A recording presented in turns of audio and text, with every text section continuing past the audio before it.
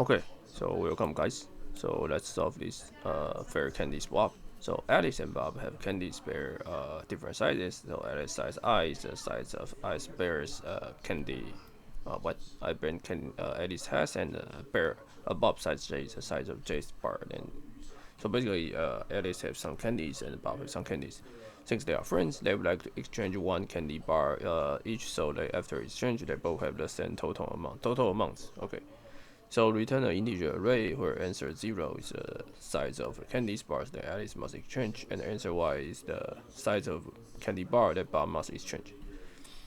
If there are multiple answers, they return any order. So for example, if Alice size 1 1, then Bob size 2 2, then they should return 1 2, right? So 1 2 means that Alice return 1, Alice exchange 1 to Bob, Bob exchange 2, so it become so Alice become 1 2, Bob also 1 2, right? So their total sum is 3.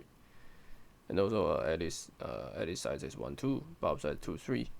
So Alice can answer 1 2, right? So 1 means that Alice exchange 1 to Bob 2.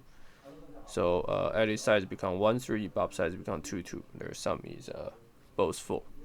Okay, so the simple mathematical question, right? So let's assume the total sum of Alice is x, and the total sum of Bob sum is y. Okay, so let's say Alice exchange u1, and Bob exchange u2. Okay, so the total will become x minus u1 plus u2. This is for Alice, and the total Bob is 1 minus u2 plus u1.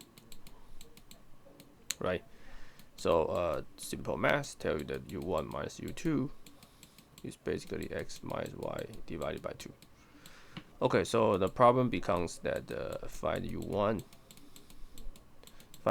in Alice, and find u2 in Bob, such that their difference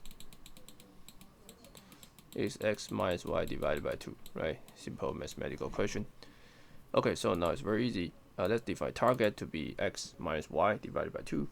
So x is the sum of Alice, sum of Bob, and for u1 in Alice, right? And for u1 minus, if I know we check that whether u1 minus the target is the same as u2. So if u1 minus target is in the Bob, in y, then return u1 and u1 minus target.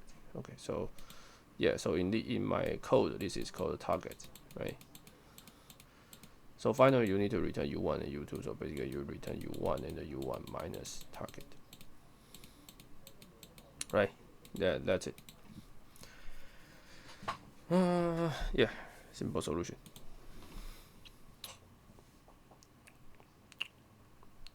Okay, see you guys in the next video. Be sure to subscribe to my channel. Thanks.